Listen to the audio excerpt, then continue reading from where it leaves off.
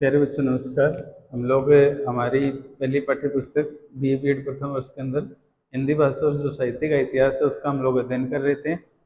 उस अध्ययन के दौरान में हम लोगों ने जो निर्गुण भक्ति धारा है और निर्गुण भक्ति धारा के अंतर्गत कुछ बिंदुओं का अध्ययन किया। और यह कहें कि निर्गुण भक्ति धारा कहें या कहें कि संत काव्य धारा, तो दोनों का एक ही मतलब है। तो यहाँ निर्गुण भक्ति धारा के अंतर्गत जो प्रमुख प्रवृत्तियां कहें या प्रमुख विशेषताएं कहें, ठीक है, तो उन विशेषताओं का हम लोग अध्ययन कर रहे थे। उस अध्ययन के दौरान हम लोगों ने ईश्वर की एकता में विश्वास कल पढ़ा कि इन कवियों को अपने आराध्य पर, अपने ईश्वर पर विश्वास था जरूर, हालांकि निर्गुण अर्थात निराकार, ठीक है, और निराकार के साथ कह सकते हैं कि उनका कोई रूप या आकार नहीं, किंतु उनके उसके बावजूद भी जिस तरह से हम लोगों ने कल भी पढ़ा कि जिस तरह से एक ही ज्योति एक ही पवन, ये जो हम लोग श्वसन क्रिया कर रहे हैं, तो हमें इस तरह का एक तरह का विश्वास है कि इस बुधरा के ऊपर ये जो हमारी जो श्वसन क्रिया चल रही है, तो श्वसन क्रिया के दौरान ये कह सकते हैं कि हवा का एक नासिका छिद्र से आना और दूसरी से निकल जाना, तो ये अपने आप में एक तरह से अडिंग विश्वास बना हुआ है कि एक रात्रि के पहर के बाद सुबह का जो सूर्य है वो उदय होगा, ठीक है। तो ऐसा ही विश्वास है वो उनके उस समय के जो भक्त कवि थे उन कवियों का था। उसके बाद इन भक्त कवियों ने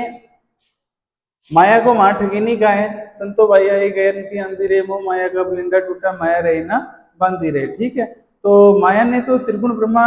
जो है, कह सकते हैं कि ब्रह्मा विष्णु महेश जी त्रिदेव जो हमारे, उनको भी अपनी मोह माया में फांस लिया है। तो कह सकते हैं कि माया के बंधन से कोई भी व्यक्ति है वो एक तरह से वंचित नहीं रहा है, ठीक है। तो इसको लेकर के हम लोगों ने इनका अध्ययन किया था। बहुदेववाद का इन लोगों ने और अवतारवाद का एक तरह से इन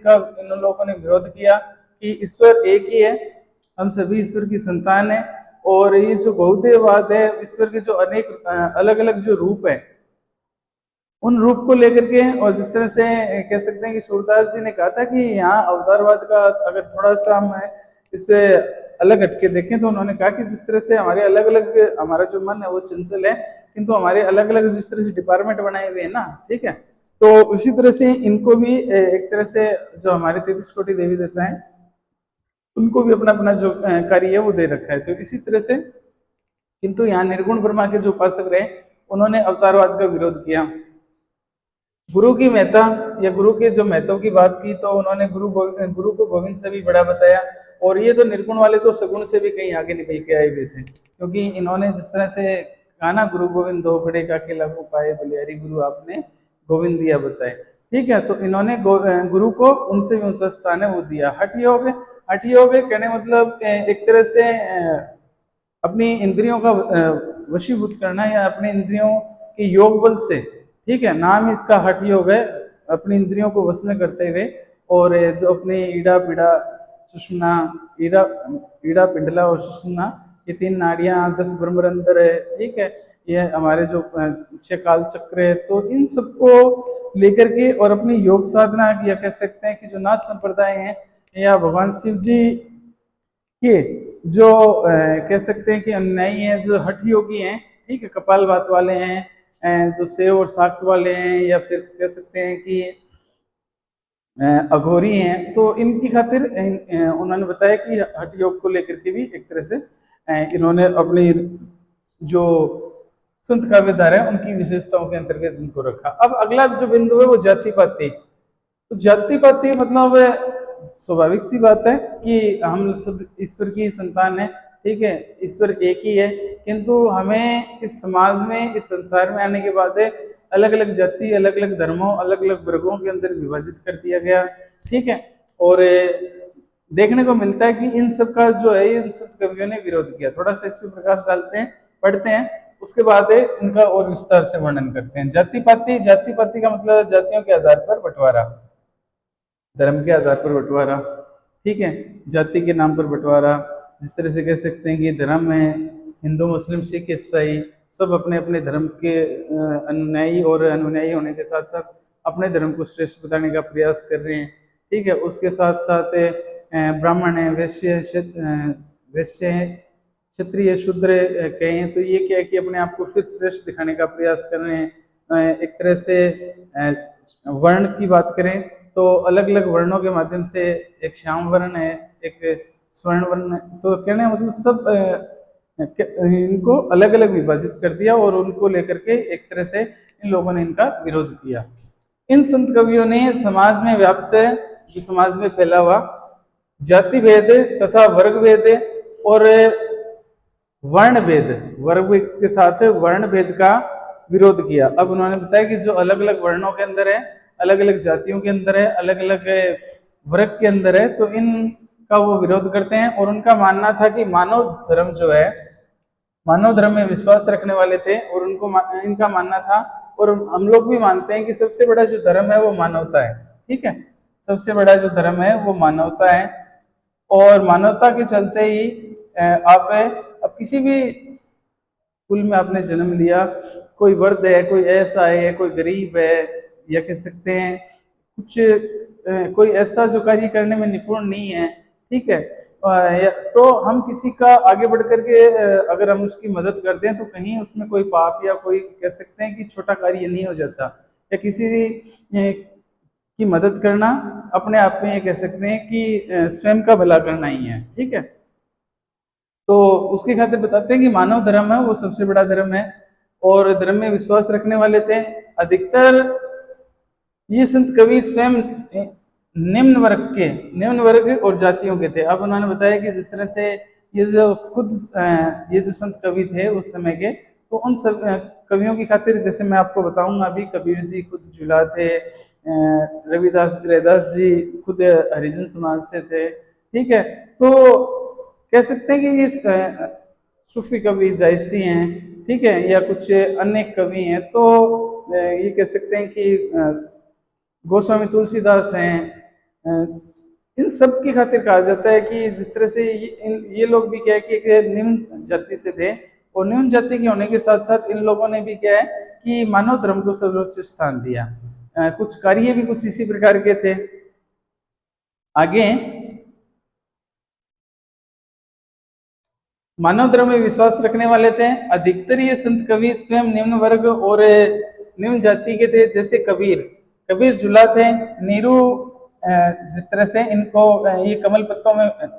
कमल के जो पत्ते थे उनमें उनको नीरू नामक जो जुला था उनको मिले ये, और उनके बाद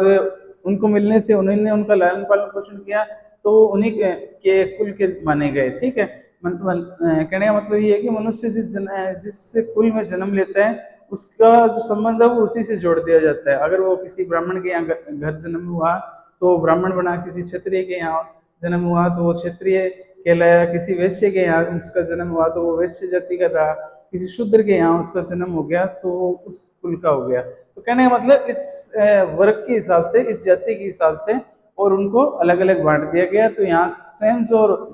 कवि थे, रचनाकार थे, उन रचनाकार की खातिर बताया जाता है कि ये स्वयं में निम्न जाति के थे। कबीर जुला थे, रैदास चमार थे। ठीक है, इनको एक हरिजन समाज से जोड़ा गया। रसखान मुसलमान थे। ठीक है, तो इसके साथ ही हिंदू मुसलमानों तथा सभी जातियों के थे, और परस्पर प्रेम स्थापित करना ही इनका मुख्य उद्देश्य था। अब ये लोग अलग अलग जाति के अंदर है, अलग अलग वर्गों के अंदर है, ठीक है, या कह सकते हैं कि बटे हुए जरूर थे, किंतु इनका मुख्य जो उद्देश्य था या इनकी रचनाओं का हम लोग निष्कर्ष निकाल के देखें तो उस निष्कर्ष में ये सामने आता है कि इनका जो मुख्य उद्देश्य था वो मुख्य उद्देश्य एक दूसरे के प्रति प्रेम स्थापित करना था। ठीक है, सभी जो धर्म थे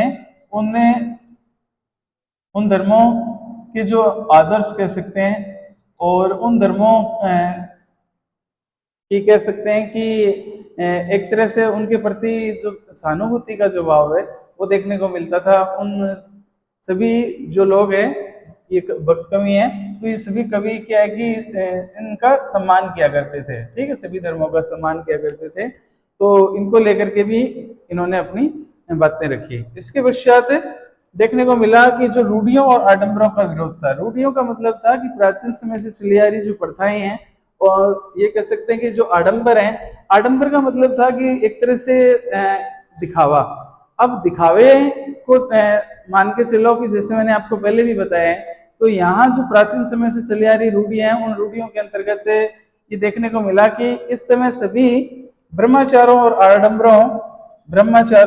आडंबरों तथा रूढ़ियों के विरोधी थे। अब उन्होंने बताया कि जो लोग एक तरह से माथे पे तिलक लगाते हैं, गले में जनेऊ धारण करते हैं, या कह सकते हैं कि सिर पे टोपी धारण करते हैं, ठीक है, व्रत तीर्थ नमाज कह सकते हैं रोजा वगैरह रखते हैं, तो सब इनका उन्होंने इनका विरोध किया। उन्होंने कहा कि अगर आप ईश्वर की उपासना कर रहे हैं तो ईश्वर की उपासना करने के लिए, और ये जो कर्मकांड आप कर रहे हो इसमें ऐसा करने की कहीं आवश्यकता नहीं है। आप निस्वार्थ भाव से एकाग्रचित होकर के अपनी इंद्रियों को वश में करके स्वयं पर संयम रख करके और एकाग्रचित होकर के और मन कर्म वचन से सब कुछ अपने आराध्य के प्रति समर्पित करके और आप अपनी जो पूजा अनुष्ठान है वो कर सकते हैं, ठीक है। कहीं भी ऐसा दिखावा करने की जरूरत नहीं है। आपने गले में जनेऊ धारण कर रखा है, आपने माथे पे तिलक लगा रखा है, आपने सिर पे टोपी ओढ़ रखी है, आप एक तरह से कह सकते हैं कि आपने केस बढ़ा रखे हैं, एक तरह से कह सकते हैं कि आप तीर्थ कर रहे हैं, एक तरह से कह सकते हैं आप रोजा रख रहे हैं, मतलब ईश्वर को प्राप्त करने के लिए आप दर दर इधर से उधर है, दर दर तो नहीं कहेंगे, मंदिर मस्जिद के दौरान आप इधर से उधर उनका कह सकते हैं कि ध्यान करने के लिए, उनकी पूजा करने के लिए आप जा रहे हैं, तो वहाँ इन सबको एक तरह से न करके उन्होंने कहा कि आप एकचित होकर के एक स्थान पर बैठ करके जिस तरह से आपके जो इष्ट हैं उनका स्मरण करते हुए, जिस तरह से ये कहें कि भगवान शिव जी को देख लें, तो वो एकाग्रचित होकर के एक स्थान पर एकांत अपने ही जो आराध्य श्री राम जी उनका ध्यान है वो करते रहते हैं, उन्हीं के नाम का जप करते रहते हैं। राम जी हैं वो शिव जी का जप करते रहते हैं। कहने मतलब एक दूसरे के वो आदर्श हैं, ठीक है। तो हमारे लिए भी यही होना चाहिए कि हम जो प्रत्येक धर्म है उनके जो धर्म, उन धर्मों का जो आदर्शता है या कह सकते हैं कि उनका जो सम्मान है वो हमें करना चाहिए, और ईश्वर एक ही है, ठीक है। अलग अलग हिंदू मुस्लिम सिख ईसाई जरूर हम लोग अलग अलग वर्गों में हैं, किंतु देखा जाए तो शारीरिक संरचना में सब कुछ वैसा का वैसा ही है। वही दो आंखें हैं, दो हाथ है, दो पाँव हैं, दो कान है, ठीक है, वही नासिका क्षेत्र है, वही कर्ण भेद है, तो सब वैसा का वैसा है, वैसी वेशभूषा है, वैसा ही खान पान है। हाँ जरूर अपने धर्म को लेकर के थोड़ी सी उनमें जो भिन्नता है वो देखने को मिलती है। तो यहाँ इन लोगों ने कहा कि ये जो बाह्य आडंबर और जो प्राचीन समय से चले आ रही जो रूढ़ी है उनका कोरा दिखावा करने की आवश्यकता आपको नहीं है, ठीक है। वो कहते हैं कि तीर्थ, व्रत, छापा, तिलक, रोजा, नमाज, हज, पशु बलि आदि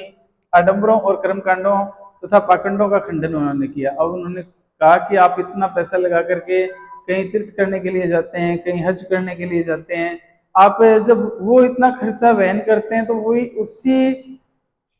पैसे से आप किसी ऐसे गरीब, ऐसे ऐसे अनाथालय, ऐसे असहाय बेचारे जो पशु गाय हैं, ठीक है, उनकी आप सेवा कर दीजिए, या अपने गांव के दौरान, अपने घर के दौरान, अपनी गली मोहल्ले के दौरान, अपने शहर के दौरान कुछ ऐसे जो स्थान है जहाँ जिस तरह से कह सकते हैं कि जो अनाथालय कह सकते हैं, उनमें जो जो भूखे प्यासे हैं उनके लिए जो भोजन की व्यवस्था की जा रही है, तो कुछ ऐसा नेक काम कीजिए जिसकी वजह से क्या है कि आपको और ज्यादा पुण्य की प्राप्ति हो, ठीक है, धर्म से संबंधित। तो ऐसे प्रत्येक माह के अंदर कह सकते हैं हम प्रत्येक सप्ताह के अंदर ऐसे दिन जो आते रहते हैं, तो उनको लेकर के, और यहाँ जो कवि हैं उन्होंने इनका बताने का प्रयास किया कि इस समय जो रूढ़ियां थी उन रूढ़ियों का वो विरोध करते चले गए। तो इन रूढ़ियों का विरोध करने के साथ साथ उन्होंने अपनी जो बात है वो कही। उसके साथ साथ अगला जो बिंदु है वो है रहस्यवाद। अब रहस्यवाद का जिक्र करें तो रहस्यवाद अपने आप में जिस तरह से छिपा हुआ, ठीक है, हालांकि वैसे तो हमें साफ साफ दिखाई देता है, जैसे मैंने आपको बताया भी कि हम आज अपनी घर की छत के ऊपर जाकर के देखें तो जहां तक हमारी दृष्टि जा रही है, तो उस दृष्टि से देखें तो उसके बाद जो आकाश है वो हमें आगे से डूबा हुआ दिखाई देता है। या फिर अभी जो गर्मी का मौसम है तो उस दौरान अपने दूर तक जहाँ अपनी दृष्टि जा रही है, एक सामने से सड़क है और उस सड़क के दौरान देखें कि कहीं दूर एक उसके ऊपर जो पानी की जो वाष्पीकरण है वो दिखाई दे रही है, ठीक है। तो मृग तृष्णा जैसी जो बात है तो वैसा ही वो कहते हैं कि यहाँ रहस्य, रहस्य मतलब जिस तरह से हम श्वसन क्रिया कर रहे हैं तो वो हवा कहाँ से आ रही है, कहाँ जा रही है, ठीक है। बादलों के अंदर जिस तरह से ये कह सकते हैं कि कभी धूप, कभी छांव, कभी बारिश का होना, कभी मौसम परिवर्तन होना, कभी ऋतु परिवर्तन होना, ठीक है। कभी कह सकते हैं कि जो दिन का पहर है उसके बाद कुछ रात्रि का पहर है, मतलब समय परिवर्तन होता रहता है। तो ऐसा ही कुछ इसमें बताने का प्रयास किया कि यहाँ जो रहस्यवाद है उस रहस्यवाद की दृष्टि से देखें तो संतों ने अद्वैतवाद और सूफी मत, अद्वैतवाद और सूफी मत, यहाँ तो सूफी मत के अंदर है उन्होंने क्या कि मसनवी शैली के अंदर है अपनी काव्य रचना की, तो उनको लेकर के भी एक जो बात है वो देखने को मिली। और अपने रहस्यवाद की दृष्टि से कबीर इस रहस्यवाद के प्रवर्तक थे। आत्मा और परमात्मा से मिलकर एकाकार होते हैं। अब उन्होंने बताया कि इस मनुष्य शरीर के अंदर एक आत्मा है, ठीक है, और वो आत्मा परमात्मा की तलाश में है। अब परमात्मा की तलाश का ये कह सकते हैं कि जिस तरह से एक मनुष्य जीवन है उसकी 100 वर्ष आंकी गई है, यहाँ अपने 100 वर्षों तक अपने अच्छे कर्म करके और ये जो आत्मा है वो परमात्मा में विलीन हो जानी है, नश्वर शरीर यहीं रह जाना है। तो उन्होंने क्या है कि इनकी एकाकार को लेकर के इनके जो रहस्यवाद है और उनसे जो हमारा एक तरह से कह सकते हैं कि जो जुड़ाव है, तो वो प्रेम भाव की जो प्रधानता है वो इसमें देखने को मिलती है। यहाँ उनको इस तरह से दिखाने का प्रयास किया कि जिस तरह से प्रेम पति पत्नी में पूर्णता प्राप्त करता है, उसी तरह से स्त्री को एक आत्मा का रूप बताया और परमात्मा को एक पति के रूप में प्राप्त करती है। जिस तरह से कबीर जी की सांखी है ना कि दुल्हनी गाओ मंगलचारी, हमारे घर आए राजा राम भरतार, ठीक है। तो वो कहते हैं कि जो सौभाग्यशाली नारियां हैं उन नारियों की खातिर कहती है कि आप एक तरह से मंगल गीत गाइए, क्योंकि आज वो नश्वर शरीर को छोड़ करके और परमात्मा में वो विलीन हो गई हैं। तो कहती हैं कि जिस तरह से भगवान राम स्वयं उन्हें लेने के लिए आए हैं, सुर 84 कहना मतलब 84 करोड़ माफ करना 33 करोड़ देवी देवता जो हैं वो आए हुए हैं, तो उनके साथ मैं भामरी ले रही हूँ। कहने मतलब जिस तरह से एक पढ़ने सूत्रों के अंदर विवाह वगैरह किया जाता है, तो उस दौरान जिस तरह वो सेम जो कर्मकांड क्रिया है वो ऐसा कैसा इसमें दिखाने का जो प्रयास है वो किया गया। हम लोग जब अपने मध्यकालीन काव्य में पढ़ेंगे तो कबीर जी की जो साखियां हैं उन साखियों में वो जो कह सकते हैं कि विजयक है वो उसमें, या कह सकते हैं उनके जो शब्द हैं वो उसमें सम्मिलित हैं, उनका हम और विस्तृत से अध्ययन करेंगे। तो यहाँ ये बताना है कि आत्मा और परमात्मा एक है। भजन तथा नाम स्मरण, अब उन्होंने बताया कि ईश्वर की अगर आपको उपासना करनी है, ईश्वर की आपको अगर भक्ति करनी है तो आपको उनके नाम का स्मरण करना पड़ेगा, उनकी महिमा का, उनके भजनों का गुणगान करना पड़ेगा, और उन्हीं को लेकर के अपनी जो काव्य रचना है उन काव्य रचना के अंतर्गत ये कहते हैं कि संत काव्य में ईश्वर के भजन और नाम स्मरण का महत्व प्रतिपादित किया गया है। और उसके साथ साथ वो उससे पहले थोड़ा सा एक बार और जिक्र करते हैं कि यहाँ परमात्मा और आत्मा परमात्मा पति के रूप में प्राप्त करना चाहती हैं और उसके विरह में वो संतृप्त रहती है। कहने मतलब जब तक इस आत्मा को परमात्मा की प्राप्ति नहीं होती तब तक वो उससे उसके लिए उनके लिए तड़पती रहती है, ठीक है। भजन और नाम स्मरण की बात कही तो वो कहते हैं कि संत काव्य में ईश्वर के भजन तथा नाम स्मरण का महत्व प्रतिपादित किया गया है। रामानंद जी ने नाम स्मरण का प्रचार किया था और ईश्वर प्राप्ति के लिए भजन और नाम स्मरण की साधन बताए उन्होंने। वेद शास्त्र ज्ञान निरर्थक बताया। अब उन्होंने बताया कि आप वेदों का ज्ञान कर रहे हैं, आप अध्ययन कर रहे हैं, तो आप ये अध्ययन वगैरह जो चीजें हैं वो अपने एक स्थान पर हैं। ऐसा नहीं है कि उनके बिना हमें कुछ ज्ञान की प्राप्ति हो जाए, किंतु वेद और शास्त्रों का ज्ञान प्राप्त करने के साथ साथ जप नाम, ठीक है, या नाम का जो स्मरण है या उनकी महिमा का जो गुणगान है वो करना भी आवश्यक है। जिस तरह से कंठी माला लेकर के हम ये कहें कि 108 बार है या जैसा संभव हो सके, ठीक है, तो वैसे ही हम लोग क्या है कि अपने पूजा अनुष्ठान करते हैं, उस दौरान नाम जप करते हैं, एक ईश्वर का नाम स्मरण करते रहते हैं। चाहे हम लोग किसी भी मंत्र का जाप करें, ओम नमः शिवाय कहें या श्री शिवाय नमस्तुभ्यम कहें, तो यहाँ उन्होंने क्या है कि इनको लेकर के और ये बताने का प्रयास किया कि भजन और नाम स्मरण ही साधन है। वेद शास्त्र जो है वो वेद शास्त्र जो ज्ञान है वो निरर्थक है, ठीक है। और उनकी दृष्टि में नारी तो उनको लेकर के वो निरर्थक करते हैं। अगला जो बिंदु है वो है नारी के प्रति उपेक्षा का भाव। यहाँ संत कवियों ने नारी के प्रति उपेक्षा का भाव इसलिए रखा कि नारी को उन्होंने बताया कि ज्ञान और भक्ति या कह सकते हैं कि साधना के अंदर उनको एक तरह से बाधक माना। नारी को ये कहें कि नारी को तो उन्होंने एक माया का रूप माना, ठीक है, नारी को एक माया का रूप माना या ठीक है मोह का रूप माना। और उनको लेकर के जैसे कबीर जी की पंक्तियां हैं, नारी की छाई परे अंधा होत भुजंग है, कबीरा तिनकी कौन गति जे नारी के संग। अब वो कहते हैं कि नारी की जो छांव भी अगर सांप पर पड़ जाए ना, ठीक है, जो रसवला स्त्री है उनकी, तो वो सांप भी भुजंग भी है अर्थात सांप भी है, वो अंधा हो जाता है। कबीरा तिनकी कौन गति जो नित नारी के संग, अर्थात कबीर जी कहते हैं कि ऐसे लोगों की कहाँ गति होने वाली है जो हमेशा ही नारी से चिपके रहते हैं या नारी के संग रहते हैं। तो नारी, हालांकि जरूर नारी एक समय एक मातृत्व के लिए आदर्श है, एक सती के रूप में आदर्श है, ठीक है, जरूर है, हम लोग एक अपना स्थान है नारी का भी, ठीक है। किंतु यहाँ जो कर्मकांड या भक्ति के दौरान है उनको एक तरह से बाधक के रूप में स्वीकार किया है। नारी के प्रति उपेक्षा का भाव, संत कवियों ने नारी को माया के रूप में देखा है और उनसे दूर रहने का उपदेश दिया है। उनकी दृष्टि में मनुष्य की जो साधना है या साधना के मार्ग में सबसे बड़ी बाधा वो है स्त्री है।